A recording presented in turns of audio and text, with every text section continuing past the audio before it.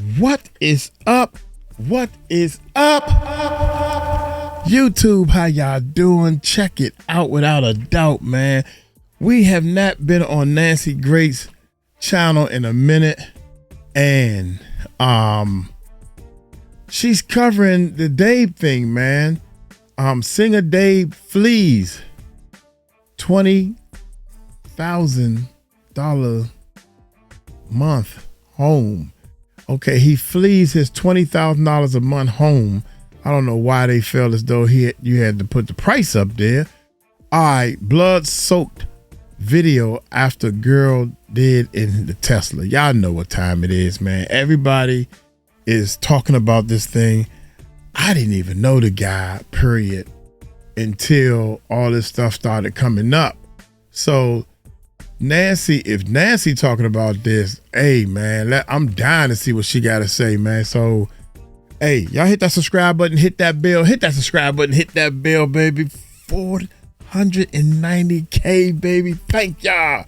Hey, let's take this bad boy to 500,000 at least. Hit that subscribe button, hit that bell. Let's check it out. Tonight, the singer David Anthony Burke, known as David, it looks like D4 VD, has fled his $20,000 a month home, breaking a very expensive lease. Why? Why run out and flee your home in the middle of the night? Are you concerned about what forensic evidence is found in the home, or does it hold bad memories? Wait a minute. I can hear it in the tone of her voice. This guy is already on the same side that Diddy is. Itty bitty Diddy, Tootsie Roll Diddy. She already know. She don't like this guy. I already know. Let's go. This is a blood-soaked video emerges after a teen girl, just 13 years old when she goes missing, Celeste, is found dead in the trunk of his Tesla. LAPD. Why no arrest? I'm Nancy Grace. This is Crime Stories. I want to thank you for being with us. Oh, shut. And she covering this. There's a problem. You could smell the trunk as you approached the Tesla. How could somebody put a then 13-year-old little girl in a trunk and leave the car there for weeks on end? An integral part of any homicide investigation is a timeline. It's critical. Based on a timeline, you can alibi people, you can unalibi other people that you're looking at as a suspect. It changes everything. And in the last hours, a video has emerged potentially placing this little girl, just 13 years old when she goes missing, at a David D4VD concert in Maryland on August 24. Significance. Very quickly, Dave Mack joining me, Crime Stories investigative reporter. Dave Mack, when was Celeste's body found in David Burke's Tesla trunk? She was found on September the 8th. And it had been sitting out on the street in posh Hollywood Hills for weeks that we know of. So that gives me a timeline. That's what I'm getting at. And this will be very significant when we have Dr. Kendall Crowns, renowned medical examiner, explain the degree of decomp in this little girl's body. So if she is alive, if this is in fact her in the video, August 24, and then we've got September 7, that gives me a timeline. Let's take a look at the video right now. This video has been circulating. Video from Clips of David on TikTok. Now, isn't it true? Melissa McCarty joining me, investigative reporter, host of the Killer Genes podcast, author of The Making of a Crime Reporter. Melissa, thank you for being with us. Isn't it true that Celeste's body was found in a black tube top and ripped jeans? Isn't that true, Melissa? She was about 75 miles away from where she was living with her family in Lake Elsinore in the Hollywood Hills. Oh, shucks. Now, I'm going to come back to you on that, Melissa, because I don't think she was living with her family anymore. She was at one time, and then she goes missing. And according to neighbors that we have heard about tonight, she had been living with this grown man, David Anthony Burke, a.k.a. David, for a long time. Some sources date her relationship back to her age 11. Did you see that picture of her as a little girl? Yeah, age 11. We can establish a... That's what I was saying. That's why I said, dang, she looked real young. Oh, my God, man. What is wrong with these people, man? That's sickening, man. I mean, if you was 11... or 12 or 13, maybe, I'll give you 14. But this dude, come on, age man. 13. You are seeing video from Clips of David on TikTok. I want to see that again because now we are learning. Moses Castillo joining me, former supervisor detective at LAPD, private investigator for the Dordulian Law Group. Castillo, look at this. People are saying, no, that's not her. So it's a young girl that looks just like her, that is wearing her clothes, that is in a balcony reserved for special guests and family. And Moses Castillo. By the way, this is from @Clips of David on TikTok. Moses, same clothes. People are saying, oh, wait, I don't think that's her. Sure looks like her. Who should I believe? Them or my lying eyes? Yes, I believe it is her, and I believe many people also believe it's her.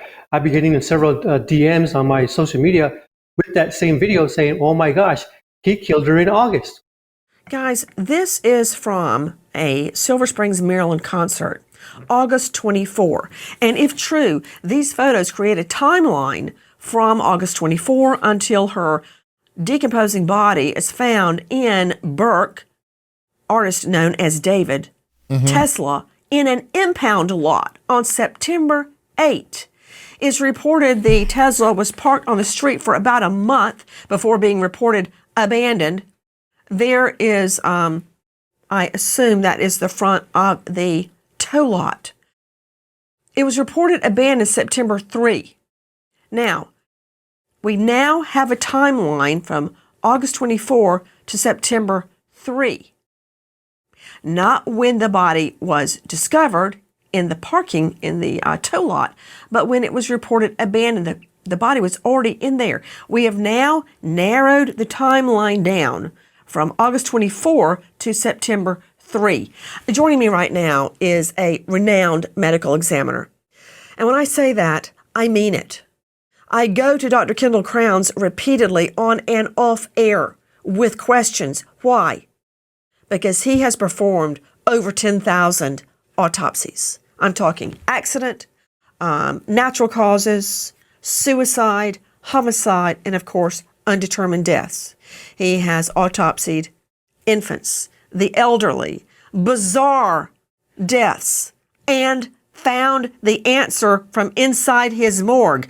He is the host a hit podcast, Mayhem in the Morgue, and he is a chief medical examiner in Tarrant County, that's Fort Worth, and esteemed lecturer at the Burnett School of Medicine at TCU. Dr. Crowns, what does this mean to you, the fact that we have a narrow timeline, August 24 to September 3? Her body was in advanced state of decomposure. I don't even know if we're going to get a COD, cause of death. Well, with individuals that have been placed in trunks or have been murdered and then not found for a period of time, especially in a warm environment, you can have a significant amount of decomposition occur where the body begins to bloat or fill up with gases. It turns a discoloration of a green discoloration and almost gets a black color at some points. The skin starts to slip off. And this can obscure injuries, but it won't completely obscure gunshot wounds and knife wounds. It can actually make strangulations hard to detect. But all in all, you can still Dr. find... Kendall Crowns, can you see your monitor? As you're just tripping, is the word just tripping off your tongue. You see who we're talking about, that little girl. You're talking about her body turning green and then black and how, I don't know how you do that, how you just look at this gorgeous little girl, just 13 at the time she goes missing, and talk about her skin turning green. Okay, that's for you and your shrink to figure out. How we're going to get a COB on this little girl. Well, by doing a complete autopsy, they'll be able to evaluate the body for injuries and any fractures or anything of that nature. You can look at the neck structures, looking at the hyoid bone, which is a bone in the neck, looking for fractures, things of that nature. You can look at the skeletal system, looking for fractures of the bone. You can still see the skin surface, even though they're decomposing, and you can see injuries that look like gunshot wounds or stabbings. The only problem is when the body is decomposing, if you get insect activity, insects can alter how injuries will look, and they can also create their own burrowing into the body that can look like injuries themselves. So you're going to want to look for blood. Okay, stop right there, please. Sites. You are now talking about a very, very advanced technology, and it is forensic entomology, where the age of, for instance, a blowfly, a maggot. Yeah, break it down. The age of the maggot. Break it down. Can determine how long the body has been dead, because maggots or blowflies appear at a certain point in decomposition. So if they're 1 day old, 2 days old, 3 days old, if they have already laid their own eggs, that can give you a date of death. Did I enunciate that correctly? Yes, the life cycle of a blowfly can be helpful in trying to help pinpoint the time frame in which this individual died. Although the life cycle can be altered by things like cocaine, which can speed up the life cycle. So you have to take into effect the environmental conditions around it when you're making those determinations on how long that individual's been dead. Many listeners and viewers have asked, how can a blowfly get into a sealed trunk? And as you know, with a Tesla, it's a frunk. The trunk is in the front. But they somehow managed to get in spaces that seem to be hermetically sealed. I don't know how they do it, but they do get in. And their existence can help you pinpoint a time of death. Now, I'd like to draw the attention of our veteran trial lawyer, Troy Slayton, to a video I'm about to play. Slayton, out of this jurisdiction, LA criminal defense attorney at Slayton Lawyers. Let's roll the video, please. Take a look, Troy Slayton. Oh, who's that? Oh, it's the artist known as David. What's he doing? Oh, he's putting a dead, bloody body into a car trunk. Let's just let that soak in for a moment. Okay, Troy Slayton joining me. Guys, this is from David YouTube. That's not helping any potential defense. So we're going to prosecute people now because of their art? We're going to prosecute people because of music videos that were heavily produced and edited and created by a team of creative experts? I don't think so, Nancy. He also had a casket on stage sometimes when he would perform. So just because he was obsessed with these morbid themes, that doesn't mean that he's a murderer. I don't think that's really helping anything that you bring up. He had a casket. Wouldn't this be the perfect thing for somebody who wanted to frame him? I'm totally not hiring you anymore when I murder someone. If you're going to bring up that I've been obsessing on a casket and then I commit a murder, no. No, Slayton. Freedom of art. He's obsessed with this anime let's see culture. the video again. It's not just that he may be obsessed with death. Here's an MO. You know what that is, right? Modus operandi, method of operation. Can I see the video? This is not a casket. This is him dragging a body, as you say, for art's sake, and putting it in a trunk. A dead body, a bloody dead body in a trunk. That's the method of operation here. There's all sorts of other imagery that's going on here, and this is a person, an artist who's obsessed with Japanese anime, which glorifies certain death and alter egos. He talked about having an alter ego that was obsessed with death. And so I don't think that somebody's music video. Well, you know what? That's really interesting that you would say that, because you remember the name Orenthal J. Simpson, right? O.J. Simpson. He talked about sports on TV, but he also had a premonition that he murdered his wife, Nicole, and he did.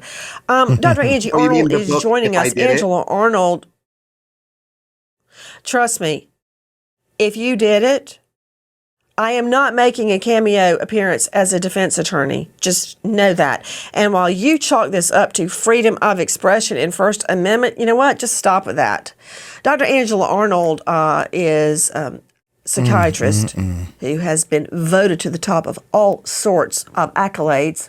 She's an Angela Arnold, MD, and former professor of psychiatry at Emory University, former medical director at psychiatric clinic at Grady Memorial, which is known for its high traffic.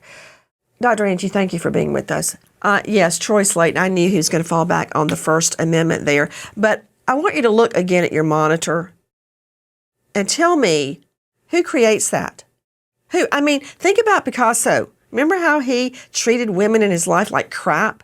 And I'm putting that very mildly. And his art showed them dissected and in cubes and their bodies all ripped apart and very ugly, like their tongues hanging out and their eyes one over here and one over here.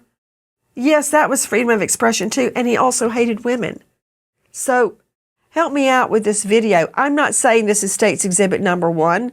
I think we're going to have hard evidence if this ever goes to trial as to who murdered this little girl. But I want you to analyze this video. So, Nancy, the control and domination that can be shown in this are signs for the musician of hypermasculinity. So that is what we're seeing in his performance. That is what he is enacting. He is enacting the thoughts in his head that give him hypermasculinity. I'm not really sure how you're equating depicting murder and hiding the body in a car trunk with masculinity. But that's for a shrink to figure out. Nancy, it's because these are signs of control and dominance. What more control could you have over someone than wrapping a body up and putting it in the trunk of a car? To me, that is the sign of ultimate control. Actually, Troy Slayton does have a good point. The video in itself proves nothing, and it can be argued it's just his art. So let's talk about hard evidence. I want to see the picture that some say is not Celeste, who happens to be, according to Melissa McCarty joining us, star of Killer Jeans podcast. Some are saying that's not her. So I guess it's somebody. I don't think, now that I'm looking at it, that don't look like that little girl. That look like somebody different. Her face is a little longer. I don't think it's her. I mean, I don't know neither one of them, to be honest, that well. But that little girl, the other pictures they showing, even though this is blurry and everything, it don't look like her. Wearing her tube top and her jeans with similar hair. That looks more like her. Can I see the video? I don't know how to act it out for you. With the same hairstyle, the same mannerisms, and sitting in the box reserved for friends and family. This clip from David on TikTok. Photo circulating alleging Celeste was with See, her David at his face looks concert smaller. in Silver Springs, Maryland on August 24th. If true, these photos... Did she say Silver Spring, Maryland? I drive up to Silver Spring every now and then. Wait a minute, y'all getting a little close to home. Y'all in my neck of the woods. This is my neck of the woods, baby. Silver Spring, Maryland. Shout out to the Silver Spring. Shout out to the DMV. Man. On TikTok. Okay, here we go. Photo circulating alleging Celeste was with David at his concert in Silver Springs, Maryland on August 24th. If true, these photos create a timeline from August 24th until her dismembered, decomposing body is found in David's Tesla in an impound lot on September 8th. It's reported the Tesla was parked on the street for a month before it was reported abandoned on September 3rd and towed on September 5th. Hi guys, Nancy Grace here. The Fed has finally dropped interest rates, and that's great news for American homeowners. Financing. Wow, that's crazy, to man. American 14-year-old girlfriend. Here we go. Nancy, and good luck. Good luck. Wait. Oh, look it. Answer that one. That's so mean if you don't answer. Which one? 13-year-old girlfriend is found dismembered and decomposing in your Tesla. Neighbors complained about a foul odor coming from the Tesla. Damn, man. Neighbors now this is reporting crazy. that Celeste Rivas had been living with the artist known as David, it looks like D4VD, for a long time. So how old was she when she moved in with him?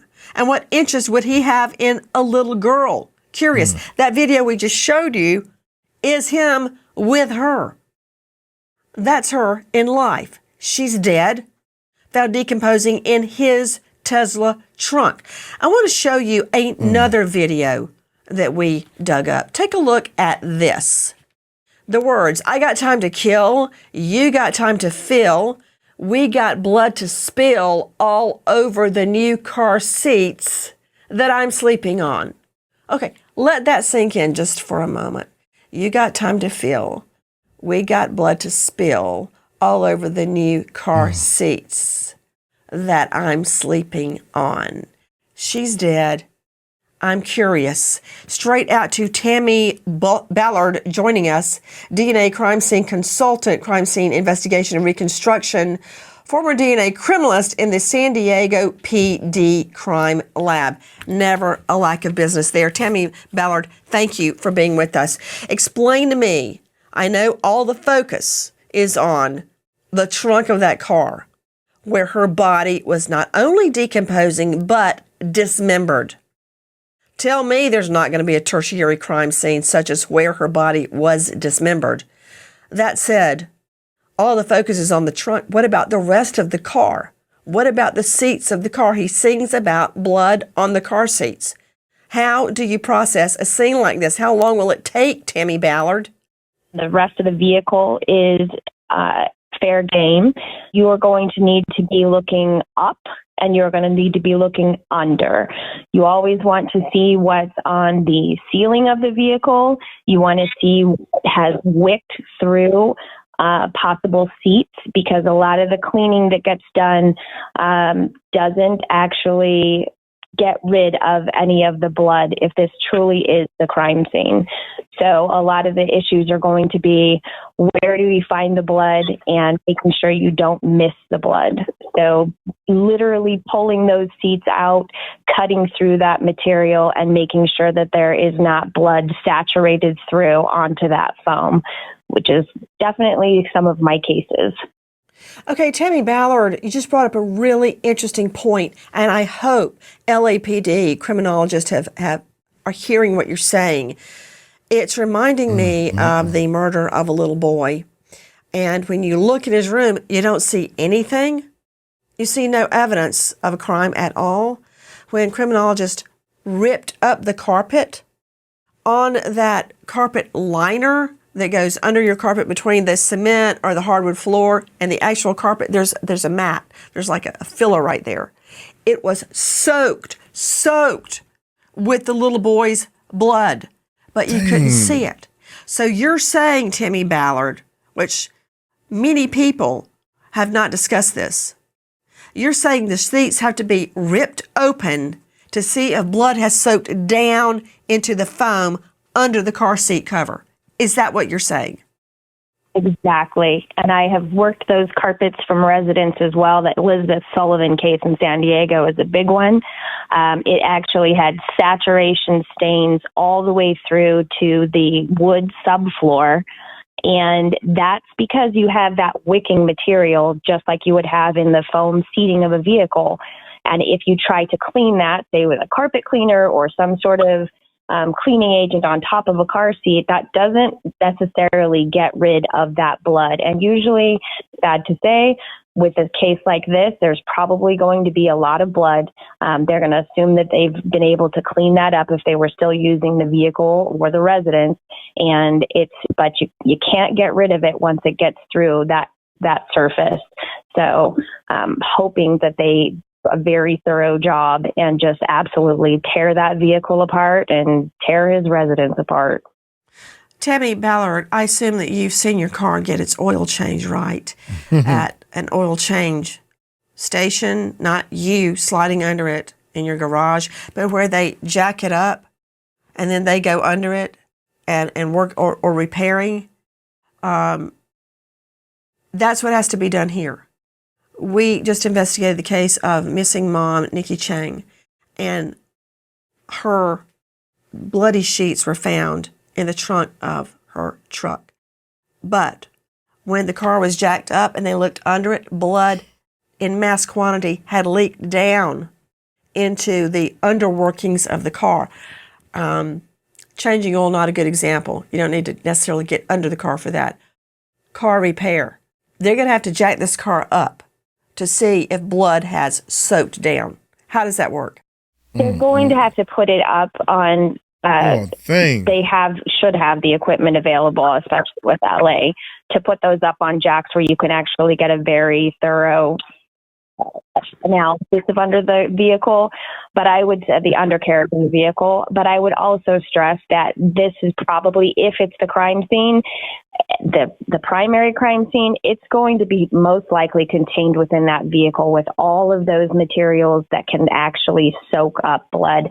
I've had a case where a woman was stabbed 91 times in the passenger seat. Very, very thorough cleaning by the perpetrator, but you're obviously going to miss something. So there's good thing is that most people can't effectively clean up a crime scene to absolutely get rid of everything. So I would be willing to bet there's some decent evidence within that vehicle. And in this one, Tammy Ballard, I think that's quite the understatement, because the killer left the body in the trunk. I don't think there was an extensive cleanup at all. And curious, before I move on to the next topic. What makes you think he did it in the car? I think he did it somewhere else, and he ain't know where else to put the body, so he put it in the front of the car or something. He left the car there. Why would you leave the car? He wanted the car to be found. He wanted this body to be found. He wanted to make it seem like, oh, y'all pointing the finger at me. Publicity and stuff, man. I think I don't want to accuse somebody, and I don't know. I think he did it to get the publicity, man. Or somebody framed him to get this publicity. But I know one thing. If they go through his house and that car with a fine-tooth comb, is what we call it, come on, police officers, do your job. I think they'll find something. They'll find proof that she was living with him. I'm almost sure of that part. Tammy Ballard, you said you have to look up and down. Down would be cutting open the seats and looking at the foam under the seat cover and the undercarriage of the car. But up, you said you have to look at the top of the car and the dome. Explain why. And you're right, of course. I think most people forget. I shouldn't say most people forget. I would hope that most people would, in this field, would remember to always look up. You need to look at the ceiling of that vehicle. If that's where that crime scene occurs, you need to look behind the the mirrors, everything, just to see if there's any potential blood spatter evidence that's present that could easily get overlooked if you're not very, very thorough and looking at the entirety of the inside of that vehicle. I know. I can't say for a fact. I know. My gut feeling is that little girl was not off in that car. I know she wasn't off in that car. I feel it. Why would anybody, I'm going to off somebody in my car, then put them in the trunk of the same car? Nobody would do that.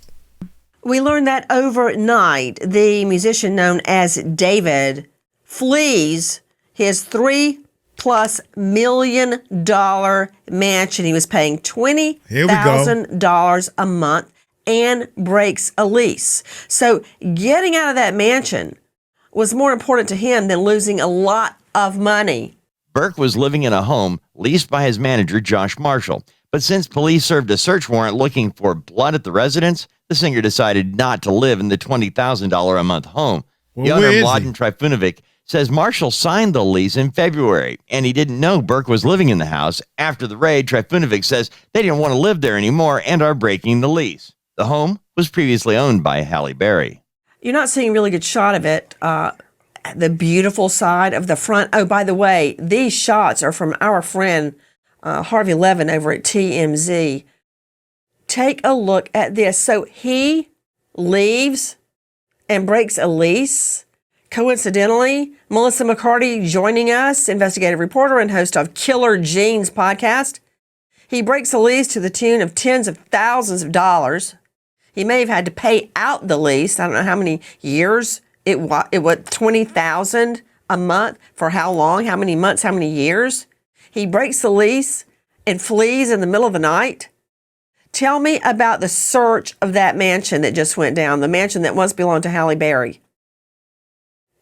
Well, police officers are looking for anything to help build a case at this point. So they're looking for traces of blood throughout the property. They're also collecting all kinds of electronics because they also, a huge issue here, they need to prove the extent of this relationship that he had with this child.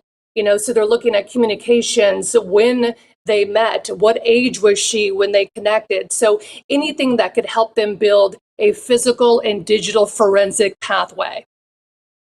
Very curious to Moses Castillo joining us, former LAPD detective, supervising detective. How do you go about placing the time she started living there? According to neighbors, it was a long time ago. And she went missing at age 13. Some allegations the relationship started much longer than before she was 13, much longer before. Yeah, one of the things they'll do is they're going to analyze all the digital evidence, cell phone records, cell site locations, any interviews with people close to the family, close to her friends, interviewing students from her classroom.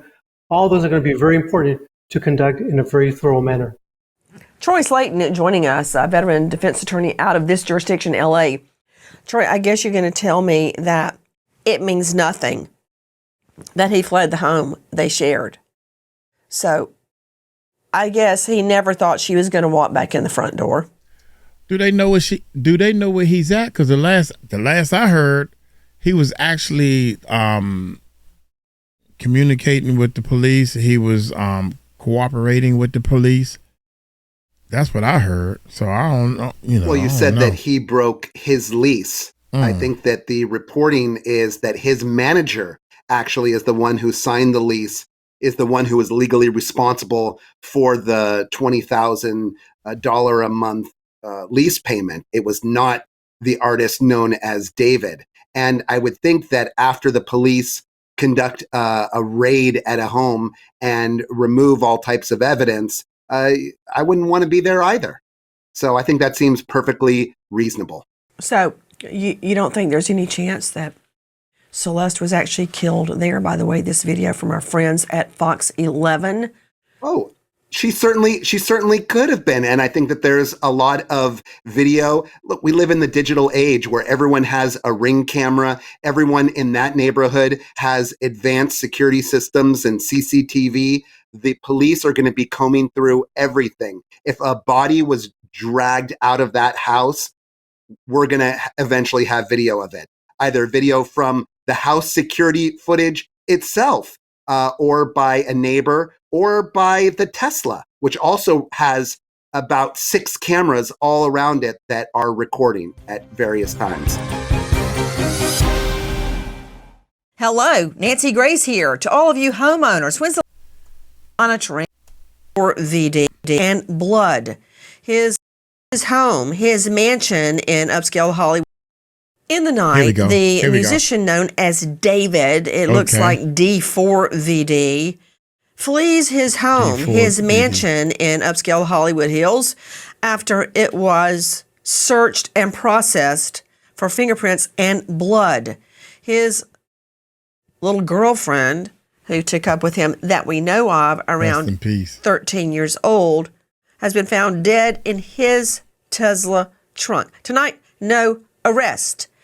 This brings to mind another little girl whose case I investigated. Her name was Miranda Corset. Now, here is home video. It's surveillance video of Miranda. There she's to the right. She's walking around in the alleged killer's front yard. And then we see her walking back into the home. This little teen girl was tortured, brutalized, and murdered. She was seen by neighbors in the home, completely naked, crying in the corner. Now, Miranda Corset is seen walking into the home. But not much after that. She is seen being carried out of the home and placed in the killer's car trunk. Keep watching. It's like he doesn't even care if the neighbors are watching, much less their security cams going the whole time. Wow. Yeah. He puts little Miranda in the trunk, slams it shut, and then wipes his hand like, okay, task accomplished. My only question is video going to emerge in the current case of a little teen girl found dead in a trunk? I'm referring, of course, to Celeste Rivas. Joining me an all-star panel to make sense of what we are learning, and I'd like to see now the photos taken by TMZ, our friend Harvey Levin, that show the outside of the home. As you see, the red arrows are pointing at what we believe to see home video. Take a listen to this. Police are scouring the area around the home where the Tesla with the dismembered and decomposing body in the trunk was parked before being towed, and they are looking for video. The rental home has security cameras positioned at all entry points in the backyard and on the street, so people can't go in or out of the house without being recorded. Straight out to Moses Castillo joining us, former supervising detective at LAPD. I want to hear your take on that, what you would make of it if any of that video had been deleted, if that's true, and how that video, especially if it's up in the cloud, how is that video recaptured and used? Yes, Nancy, what they're going to do is a very, very thorough search of this location from top to bottom. And information I have is that the prosecution team is already on board with the elite team of detectives at Robbery Homicide Division. So that tells me that they're being very careful. Slow down the train. Because my follow-up question to you was going to be, why is this being investigated by robbery at LAPD? This is not about a robbery. This is about a homicide. But you're telling me an assistant district attorney has already been assigned to the case? Yes, Robbery Homicide Division is the elite team of detectives that investigate not only robberies but homicides as well, especially those complex murder investigations. And I have information that an assigned prosecutor is already on board with this team of detectives. And that's awesome because they get to see things real time, not playing catch up at a later time. I want to talk to you about the fact that you're saying LAPD robbery homicide. Much has been made online that LAPD robbery is investigating the case, but you're saying it's one and the same, robbery homicide? Yes, it's actually named Robbery Homicide Division is the name of the division. It's a specialized unit that the best of detectives are assigned to this unit, and they investigate the most complex. Good to know. Because Castillo, I want to just put out that fire right now for our online sleuths. Don't stop sleuthing. Keep sleuthing. But let me take you off that particular avenue of inquiry. So, Moses, you're saying that all of this cam video is being amassed. And if this girl was carried out or walked out of that mansion at any time leading up to the discovery of her in the musician known as David's Tesla trunk, we're going to get it. And that includes next door neighbors, neighbors across the street, you name it. And think about this, Castillo. What about cam video of who was moving that car from place to place to place in Hollywood Hills and who put it there to start with? Because whoever did that is somebody I want to talk to, Castillo. Absolutely. And you know what? The Teslas record video all the time. I said that also.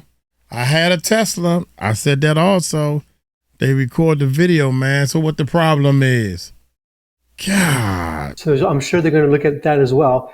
And yes, every bit of digital evidence will be examined and thoroughly investigated by these detectives who are dedicated to uncover the truth, ultimately getting justice for Celeste. Another issue, Mrs. Castillo, our online sleuths have been working 24/7 on this, and they were concerned this had not been sent to homicide because there was not a COD or any evidence that Celeste had been murdered. Let me throw that to Dr. Kendall Crowns. So what would be the alternative? That she crawls into the trunk and has a heart attack? Of course she was murdered. Yes, I mean, nobody's going to go into a trunk and then shut themselves in willingly. That it's obviously a homicide. We just have to figure out what. And I think there is some mention that I've seen that she was possibly dismembered, which is obviously not something that would occur naturally. And another thing, Dr. Kendall Crown, speaking of partial dismemberment of this little girl, I got to follow up with a shrink on that. But Dr. Kendall Crowns, you can tell so much from the tool markings on the body when someone has been dismembered.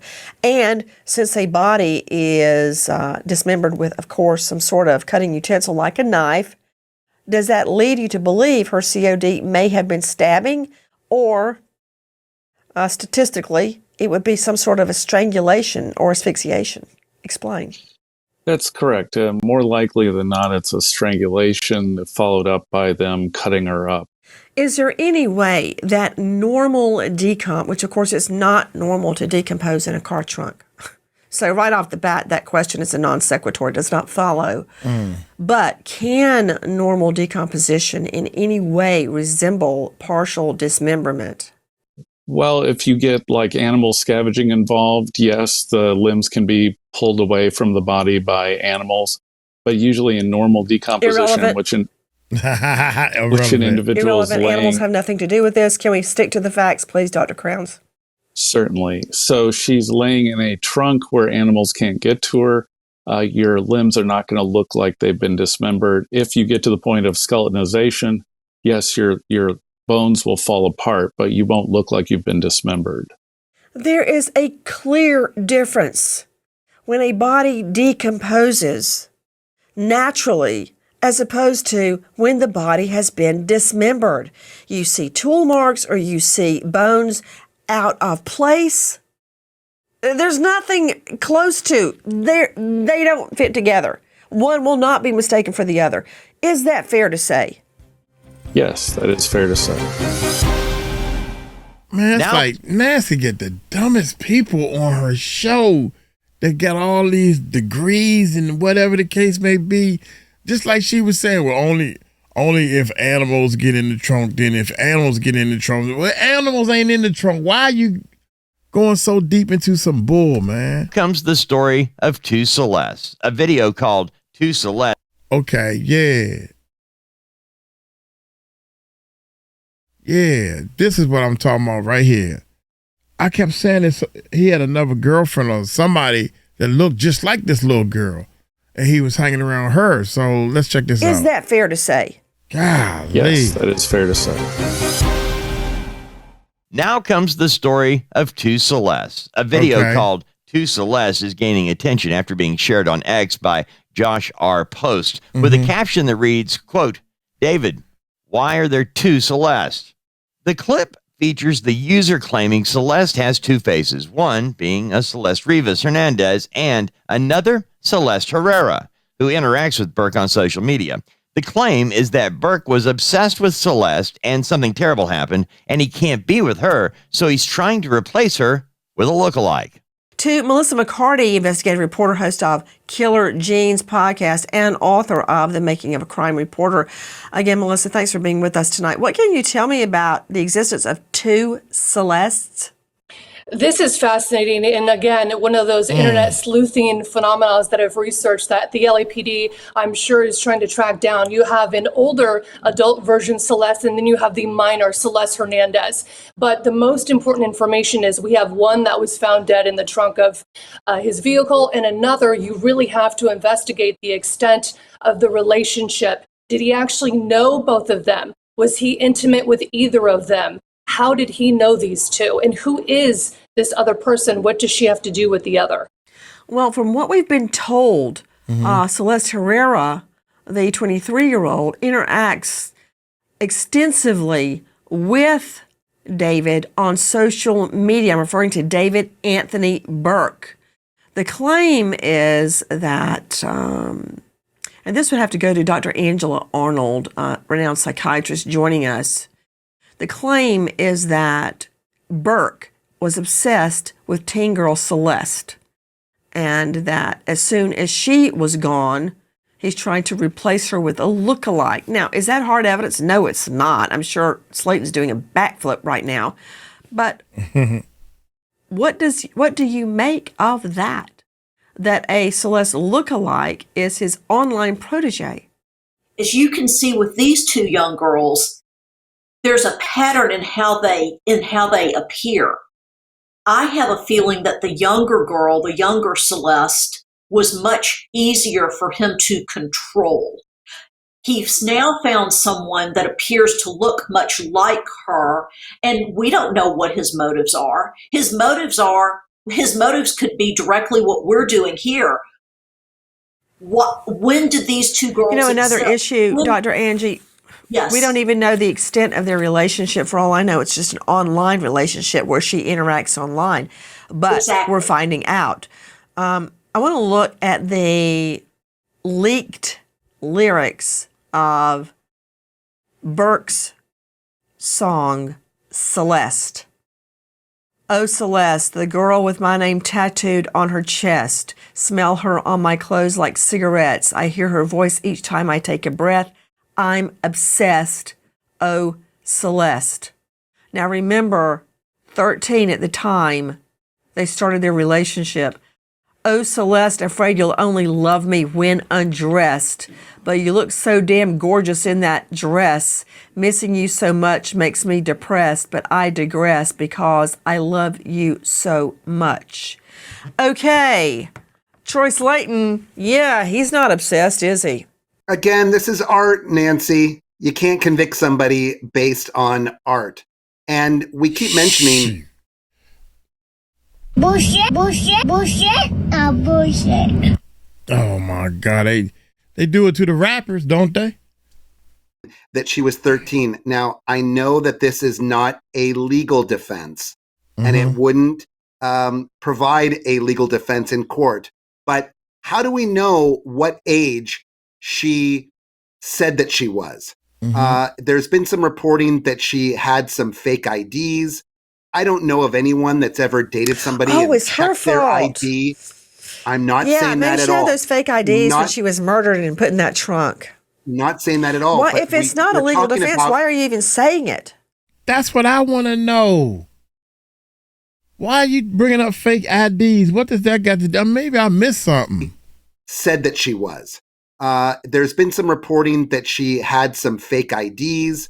Hey, man. Let's go. Troy Slayton, yeah, he's not obsessed, is he? Again, this is art, Nancy. You can't convict somebody based on art. Right. And we keep mentioning that she was 13. Now, She was 13. I know that this is not a legal defense, and it wouldn't provide a legal defense in court. But how do we know what age she said that she was? There's been some reporting that she had some fake IDs. I don't know of anyone that's ever dated somebody and it's her checked their fault. ID. I'm not saying Yeah, maybe that at she had all. those fake IDs when she was murdered and put in that trunk. Not saying that at all. Well, but if it's not a we're legal talking defense, about- why are you even saying it? Because we're talking about. Are you somehow trying to somebody's blame her state of mi- with the claim that you think she might have had a fake ID? Absolutely not, Nancy. But what I am saying is he didn't necessarily know that she was underage. Really? This whole time. She was a runaway. He didn't necessarily know she was living with their family. Bullshit. Bro, man, you got two of them already. You got two now. We almost made it through this whole video without hitting the button. Or that she was missing. He knew if he dated her for as long as they saying he did, or she ran away from home, the little brother is saying, he had to know she was 13.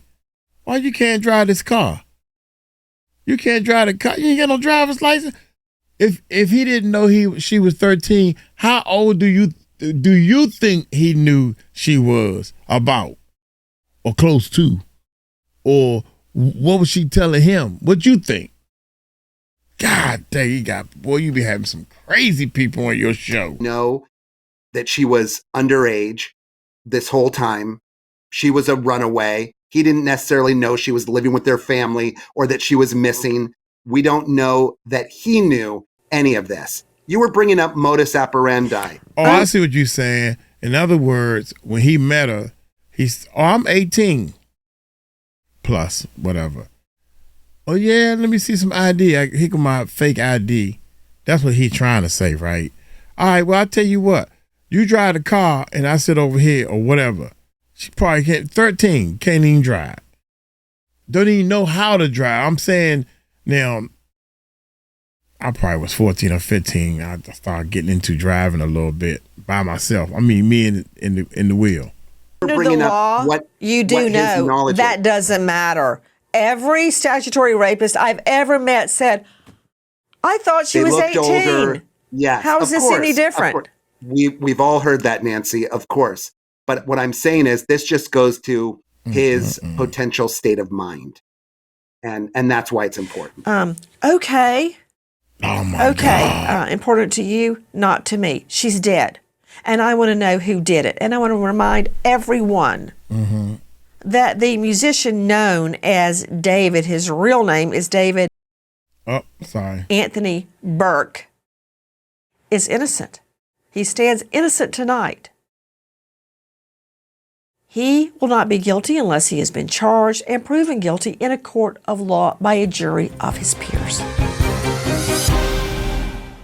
If you know or think you know anything about the disappearance and death of this little girl, Celeste, please dial 213-486-6890. You can remain anonymous, 213-486-6890. And now we remember an American hero, firefighter paramedic, Stephen Scott, Houston PD, killed in the line of duty. Served Ellie 30 years. Survived by a grieving wife and 3 children. American hero, firefighter paramedic, Stephen Scott. Thanks to our guests, but especially to you for being with us. Nancy Grace signing off. I'll see you tomorrow night. And until then, good night, friend.